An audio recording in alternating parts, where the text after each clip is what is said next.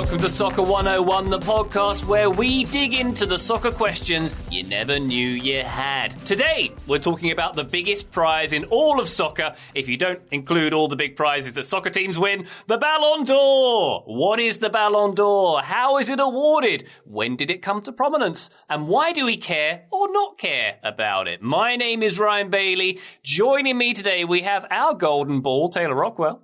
Hello, buddy. Thank you for that. Hello, we have our golden brain, Graham Ruthven. Hello, Ryan. And we have our golden boy, Joe Lowry. Hello, Joe. Hey, Ryan.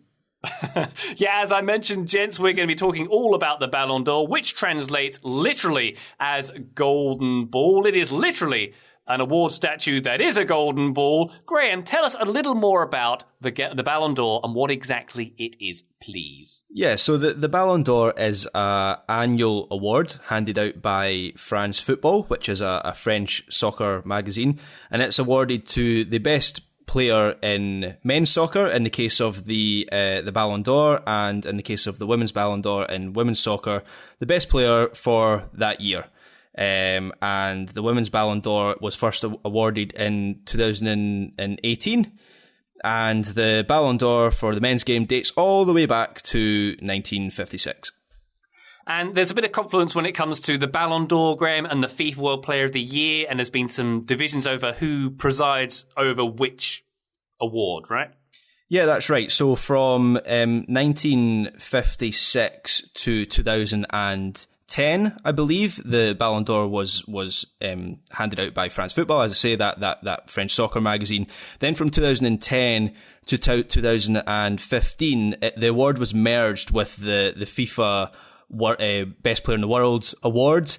It became the FIFA Ballon d'Or for that period. And then in 2016, it reverted back to being purely France Football's award, and FIFA rebranded their awards and they created the Best Awards, and they have a Best Men's Player of the Year and a Best Women's Player of the Year and a whole load of other awards that are related to that ceremony and to that awards structure. So yeah, they have kind of merged and uncoupled at certain times over history. Yes, there's been a conscious uncoupling between France Football, the prominent French soccer magazine, and FIFA. They have had a relationship in the past with this award, but they do not anymore with the FIFA, the Best Men's Player Award, wonderfully named as it is, sprouting up in 2016. As to how the Ballon d'Or is awarded, Joe, it has changed over the years. It is essentially a popularity contest. Previously, it's been based on the votes of soccer journalists from France Football predominantly. That changed, and it was also based on votes from national team managers and captains, and you saw the results of those published after the fact, which is always very interesting reading. That was the best bit. Yeah, it's always the most fun bit when you see the captain of Tuvalu and who he voted for his favourite player of all time. Graham, you're quite right there. But now, Joe, looking into it, this is something I actually only discovered in researching this show. They've actually changed it back. It's no longer team managers and captains who vote for the Ballon d'Or. That changed in 2016 when the Best FIFA Men's Player Award, I hate saying that, came along, and that's how that is voted for. Team managers and captains vote for the Best Men's Player Award. Ballon d'Or, Joe, back to being voted for by journalists. So first of all, I'd like to think that the same folks who named the FIFA awards, like FIFA's the best awards, I'd like to think that those folks also named the MLS's back tournament. That just makes me happy. And they feel about equal in terms of their level of creativity. Ryan, you're right. The Ballon d'Or currently, both on the men's and women's side, is voted on by journalists. And it's a broad spectrum of folks from all across the world. Not one for every FIFA nation. I don't know why they just don't boost it up to every country that has a registered international team within FIFA. That's a little bit strange to me. But I just desperately want to know who these people are. I want to know their identities. We've got to have one in the U.S., right? Surely there's got to be someone here who's voting on the Ballon d'Or. I don't know who that person is. Taylor, is it you? Is it you? I wish it were me. No, I have never been given the opportunity to vote for anything, including MLS stuff. Joe, have you? Have you gotten to vote on MLS awards? Yeah, I voted this year. See? There we go. This is the same. This is the same issue for me with those awards and with the Ballon d'Or. I just find it incredible. I guess I'm getting a little bit ahead of ourselves here, but I find it incredibly challenging to figure out how to vote for these things and how to decide who the best player is. What does that mean? Everybody has a slightly different way of looking at it, right? So it's a struggle for me. So I guess you could say I got to vote for the MLS awards, MVP, Coach of the Year, all that stuff, but it was not my favorite task, to be completely honest. I'd love it if Taylor had a vote, but it was anonymous, and you're just looking through the list of each votes, and it's going Lewandowski, Messi, Ronaldo, Lewandowski, Jorginho, Tyler Adams, and that's how you would tell. Yeah, it'd be Tyler Adams. That's true. It is interesting. Looking back at the 2019 awards, there was a single journalist voted from each of the 176 voting nations. As you say, Joe, not every FIFA member gets a vote, and that is quite puzzling as to why not. But hey, France football, thems make the rules. And there were, as I say, the list of who voted for whom has been published in 2019. The Sri Lankan voter, for example, selected Trent Alexander-Arnold as his number one player in the world. Not many others did that. Very interesting. There's also interesting, Graham, is the qualifications that are considered by the jury when they are voting. The three main points are individual and collective performances of the winner during the year, player class, in parentheses, talent and fair play, and overall judgment of the player's character. So it's about how great a guy you are as well, Graham. It's just a nonsense, isn't it? But that last part as well is interesting, because that's the thing that sees Messi this year when there isn't a... I mean, you could argue Lewandowski had been the best player in the world by quite a distance, but there maybe wasn't a totally outstanding candidate. So that third point just means Messi is always going to be in the mix by this criteria, which I'm not sure is entirely fair or what this award should be for. It's a weird one. I mean, how do we decide player class? What does that mean? My brain hurts, guys. It doesn't make Joe, sense. you're onto something here, because I think if you do bad TikTok dances like an old dad, like Robert Lewandowski, you can't win. You lower class points basically for that. So that's why. Lewandowski did it to himself. He did. He really did. It's self-inflicted. Each jury member selects their top 5 players for the award at present. The total there's a point system. Is it, Graham? Is it 6 points for the top and 4? And is that how it goes? Yeah, that's right. Yeah, that's right. And those points are then tallied up and calculated, and we get to our winner. So in 2021, Messi got a total of 613 points. Bobby Lewandowski and his TikToks got 580. Jorginho got 460. And now I'm thinking about who the US voter is. Is it Grant Wall? Probably Grant Wall, right? I want to know, guys. We got to find out. We should have done some digging before this, man. We should have done. Grant feels accurate, but that would be when he was connected to Sports Illustrated. I don't know who they would say was like the most prominent soccer. Maybe I wonder if it's Paul Tenorio. Could it be Paul Tenorio at this point? Could be anybody, Taylor. We should find out. Stephen Goff. Stephen Goff is probably also a safe nominee if we're throwing up most likely people. Indeed. Well, it is a convoluted process, as we have proven here, the voting and the origin of the Ballon d'Or award. We're going to take a very quick break. When we get back, we're going to talk more about the history, its prestige, and maybe some of the names we'd like to pick up from its history. Back shortly. Today's episode is brought to you by NetSuite by Oracle. Slow is right if you're on vacation, but when it comes to taking control of your financials, your inventory, HR, e-commerce, and more, slow is not ideal. In fact, I would say it's the opposite of ideal, and that is why now is the time to make the switch to NetSuite by Oracle, the #1 financial system. With NetSuite, you can automate your processes and close your books in no time, no matter how big your business grows. Failing to switch to NetSuite will leave you stuck trying to make sense of your books while your competitors sprint ahead. Nobody wants that. Nobody wants to be stuck behind. It doesn't go well. Unless you're a tortoise and a hare, unless those competitors are very arrogant. But if they're not, you don't want to be behind, you want to be ahead. 93% of surveyed businesses increased their visibility and control since switching to NetSuite. And right now, special financing is back. NetSuite is offering a one-of-a-kind financing program only for those ready to switch today. Head to netsuite.com/sports right now. Get special financing at netsuite.com/sports. netsuite.com/sports. Thank you very much to NetSuite for sponsoring today's episode. Now back to the show. Soccer 101, we are back. We are talking Ballon d'Or. Graham, as we mentioned, this award conceived by France Football. Tell us a little bit more about the history of this wonderful individual award. Yeah, so specifically, the Ballon d'Or was the brainchild of a journalist called Gabriel Hanot. I hope I've pronounced that correctly. He was L'Équipe editor. For anyone who doesn't know, L'Équipe is a big national newspaper in France, and they have I believe they own France Football, don't they? There's a link up there, so that's where that comes from. He, according to my research, also thought up the European Cup, which is not a bad thing to have your name attached to. I guess it's better to have your name attached to that than the Super League, anyway. And the award was handed out for the first time in 1956, and Stanley Matthews was the first winner of the inaugural Ballon d'Or. That's Sir Stanley Matthews to you. Go on.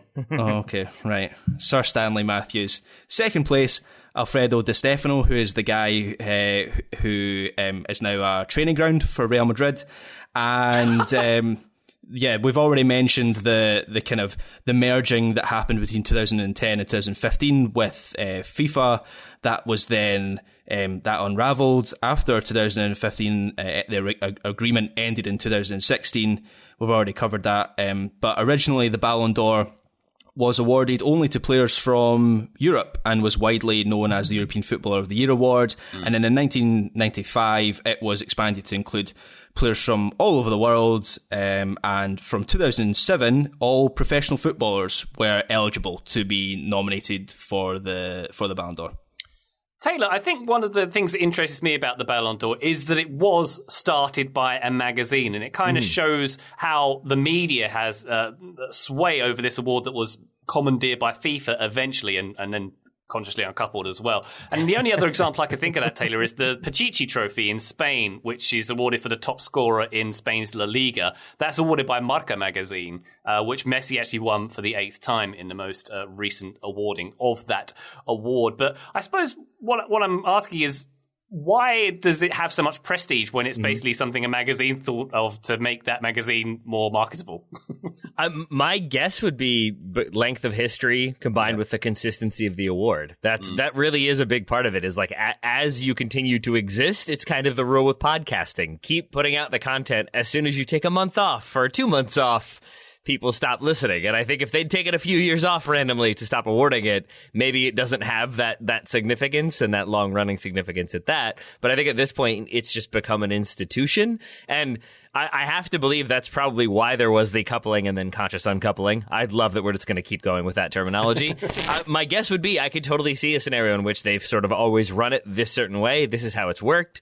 FIFA comes in, and now you have the prestige of being connected to FIFA and that sort of name brand to go with it.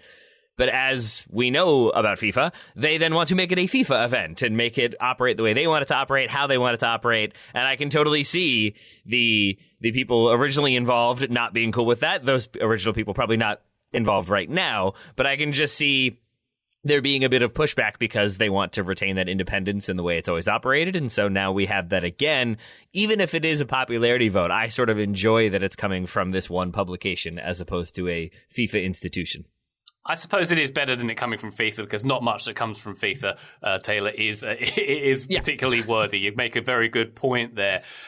Joe, let's talk about the Ballon d'Or award itself and the players who have won it. I think we know that Leo Messi won his 7th Ballon d'Or very recently. Ronaldo has 5. Who are the big players in this gosh darn thing? Those two are the top two. Messi's won the most ever with 7, Ronaldo with 5. As you said, Ryan, he's number 2. Michael Platini has won 3, Johan Cruyff has won 3, and Marco van Basten has won 3. That's the top 5. So you got a 3-way tie for 3rd there. On the women's side, only 3 women have ever won it because, as Graham said earlier, it's only been going since 2018 and was skipped in 2020. So as we're recording in the year 2021, you got 2018, 2019, and now 2021. Ada Hegerberg won in the first edition back in 2018, Megan Rapinoe in 2019, and this year was Barcelona's Alexia Putellas. So it's a shorter list on the women's side, and it is not as prestigious of an award in and of itself on that particular side, but because of it being attached to the Ballon d'Or, the original one, and being given out at the same gala, essentially, it certainly has a lot of value. And I do think we kind of poke fun. I'd certainly poke fun a little bit at this idea and talk about how challenging it is to decide who to vote for. And in some ways, I'm glad I'm not the voter because I don't know how I would do it. I guess I'd vote for Messi every year, probably. That's how I do it. But there's this reality that for the players, it would be very cool to win something like this. It would be pretty neat to go to this event and come home with a trophy of at least some people thinking that you're the best player in the world over a particular calendar year. So I think it is cool, especially for these folks who have won it a number of times. It's a pretty unique thing in the soccer world. It is very unique indeed. It tends to be awarded to a forward player as well. I think the only one in recent memory that certainly comes to mind for me who wasn't a forward who won the award was Fabio Cannavaro, who got it in 2006. Did quite well in the World Cup in that year, you may remember. Graham, when we were talking about the people who have won it, we were going to talk about the forgotten names of the Ballon d'Or, because obviously there's only been really two names in recent years who have won it, with Luka Modric excluded there. Of course. I went back and looked through my lifetime to see if there were any players who I didn't really know. That took me back to 1986. Yep. And that was Igor Belinov, who was a Soviet striker with Dynamo Kiev. He beat Gary Lineker, who was at Barcelona that year, who had a rather good year that year. He was the first one that who wasn't on my radar at all. Yeah, that's the name that stood out to me. I had not heard of Igor Belinov, and as you say, there's a number of players in the voting who had very good years in 1986. You might also remember there was a tournament that happened in 1986 where a certain player did rather well. However, the award at that time only considered European players, so that meant that a certain Diego Maradona was not eligible for the Ballon d'Or in 1986. So that I think you can fairly say played a role in Mr. Belinov getting his hands on the Ballon d'Or that year. Well, talking about hands, there was that certain player used one of his hands quite prominently that year. Maybe that was why he didn't also get that award, Graham. The other name that struck me as one I'd not heard of, certainly in the last several decades, was Alan Simonsen from 1977. He was at Borussia Mönchengladbach when he won it in 77. He was a Danish striker, the only footballer to have scored in the European Cup, UEFA Cup, and Cup Winners' Cup finals, it says here. He beat Kevin Keegan and Michel Platini to the award. I'm assuming you've got a few pages of notes on Alan Simonsen, Graham. No, I don't. You're calling me out on that one. Very well. Why don't we move on to something that the Ballon d'Or has brought up relatively recently, controversies and upsets. Taylor, there was quite an upset this year with Robert Lewandowski not getting the award, and the rationale for him not getting the award, and the fact that he didn't get the award in 2020 when the award was skipped. I've said award a lot of times in that sentence, I apologise. But he didn't win it last year either, or this year. It feels like justice was not quite done to Bobby Levs. Yeah, I think that is the consensus opinion amongst a lot of people who enjoy Robert Lewandowski, enjoy his goal scoring, are fans of the Bundesliga or Bayern Munich. But I think there are lots of people who would argue Lionel Messi, I think for the last year, leads La Liga in scoring, wins the Copa America with Argentina, I think scores the most goals at that tournament as well. So I think there is justification for Messi winning it. I think it's just that, like, because he has done such absurdly good things at various points in his career, to have a good season for Messi still feels like, maybe like somebody else should get that award. But I feel like a good season for Messi is still one of the best seasons you can have. That said, yeah, I mean, Robert Lewandowski scores the goals, is this like talismanic figure for Bayern Munich, and we even see how important he is in his absence when they aren't able to score the goals they do otherwise. So I think I get why people think it should have been Robert Lewandowski. I just also understand why a lot of people would still end up voting for Lionel Messi. I think there probably are biases as well. And we see that all the time with FIFA, that non-European countries oftentimes vote against European countries, I think because of a feeling of elitism or a feeling of being left out. And I mean, even if we're talking about the controversial history, I had in mind at like the 1986 award not being Diego Maradona because he wasn't European. Like, that's pretty controversial to me, that the undisputedly the best player in the world at that time could not win that award. Feels sort of silly, and I do wonder how much of that is reflected in some of the voting even to this day. I also have to believe that that's why we do have people coming from the Eastern Bloc area during the Soviet Union timeline maybe getting more votes than we see nowadays. I don't think a lot of Dynamo Kiev players in recent memory are getting those nominations. Maybe Andrei Shevchenko, if he was playing then. I can't quite remember if he was with Kiev at that time. But aside from him, I don't think there's many. The most farcical thing about this year wasn't the fact that Messi won it over Lewandowski. There's only so much I can get worked up about that because it's Lionel Messi at the end of the day. But it was the fact that France Football created a new award for Striker of the Year, which quite clearly was an admission they feel quite bad that Lewandowski hasn't had something. It reminded me of when Jose Mourinho created a manager's player of the year when he wanted to make a point of against Paul Pogba. It seemed like with giving that award to Scott McTominay. Do you remember that, Taylor? Yes. That was reminiscent petty of that. Jose. Oh, petty Jose. Yeah, the Lewandowski Award for this year, it might as well have been called the France Football Participation Award because, it was very much given out as a means of sympathy. One other controversy that's just struck me is, as we recalled, national team managers and national team captains were permitted to vote in this.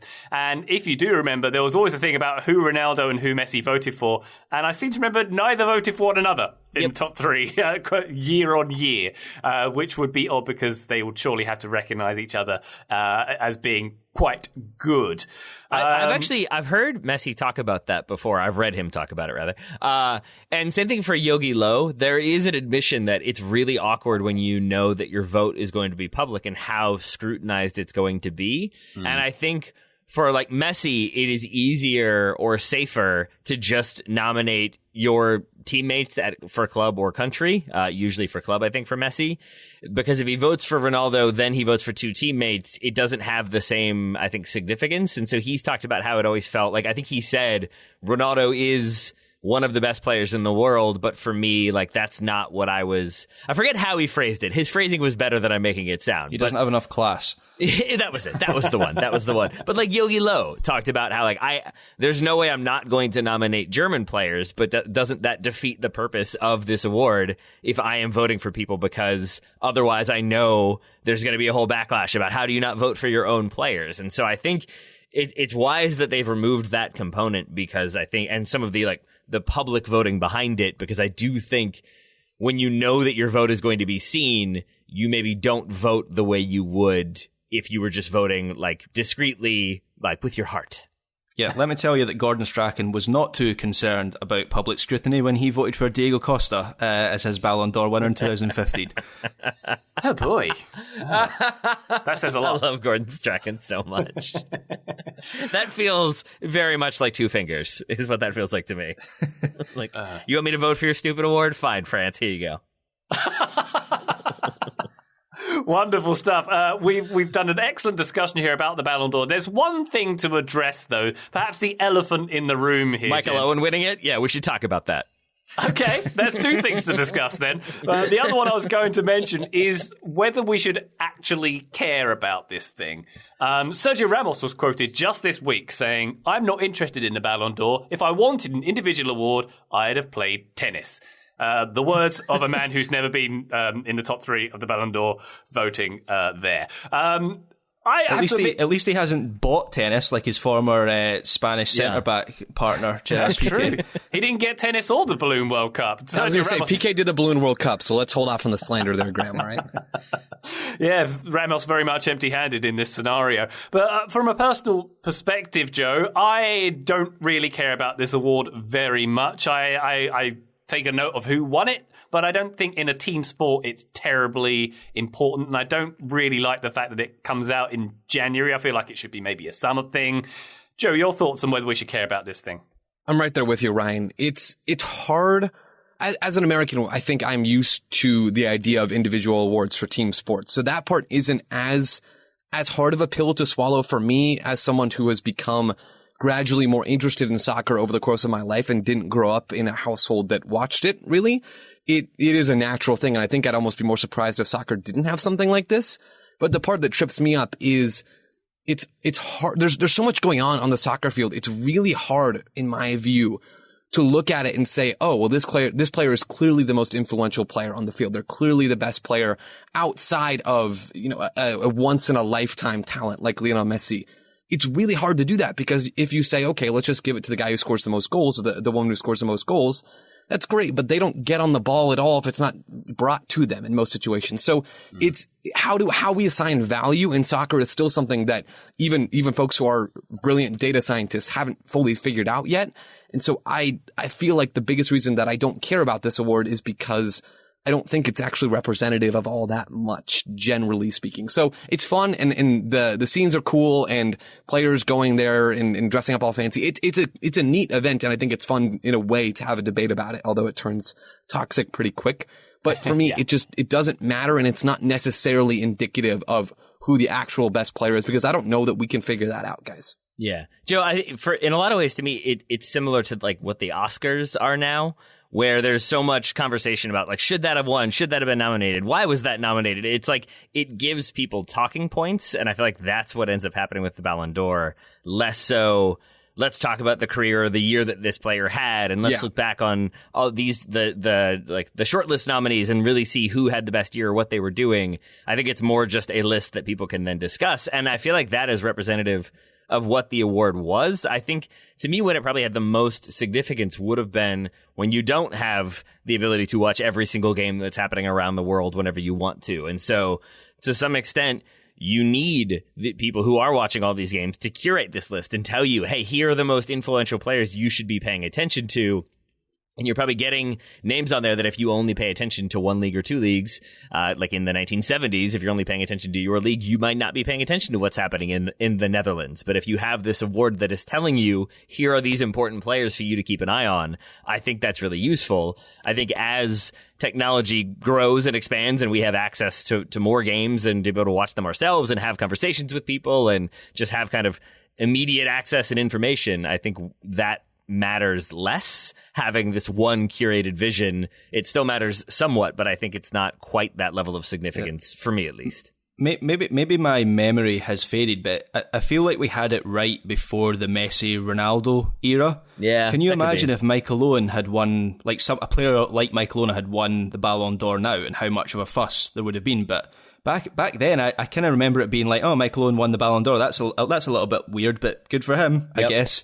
Whereas now, in the Ronaldo and Messi era, where the Ballon d'Or became this measure of the greatness between the two of them and who is better at any given time, and it's just taken on a relevance that I don't think is warranted at all. And that's not me saying the Ballon d'Or has no value, because it does have some value, and players should be recognised for their brilliance and their greatness, but just don't take it too seriously, is what I would say. And it reminds me of, Ryan, you'll know about this, but Sports Personality of the Year that we have in the UK, which is quite literally a popularity contest in the UK hosted by the BBC for the best British sports person of the year. And it has this weird standing in the UK where people consider it a prize on a par with an actual sporting achievement itself. I'll never forget when Andy Murray won his first Wimbledon title, you had people immediately talking about him. Well, that's him going to win Sports Personality of the Year. He's just won Wimbledon. Like, that's the big achievement, and it's similar with the Ballon d'Or. You know, for me, Messi leading Argentina to the Copa America is a far bigger achievement and says more about him than winning the Ballon d'Or. But it's just taken on a life of its own in recent years. Yeah. You know, Graham, I really like that idea, because I think there was a time when you could look at the Ballon d'Or as being more representative of the previous year, and less so who's going to win it between Cristiano Ronaldo and Lionel Messi. And so you get those, like George Weah winning it in '95 is an important moment, because it is the first non-European to win it, but it's also the first African to win it, and I think it sheds a light on African football in a way that hadn't been previously. George Weah, of course, being the second best Weah to play soccer, right on Timmy. But I think even maybe Luka Modric winning it in 2018 is a similar thing of like awarding it to a person based on their sort of cumulative year, not letting some of those outside influences matter as much. But I feel like overall, especially since it became Ronaldo, Messi, Messi, Ronaldo, we have had more of just that sort of dialogue. Well, there you have it, listener. We've just spent a few minutes denigrating the award you spent half an hour learning about. Taylor Rockwell, thank you very much for your contribs on this episode. Right back at you, buddy. Joseph Lowry, always a pleasure, sir. All right, back at you. And Graham Ruthven, we love you. Thanks, Ryan. And thank you, listener. Bye!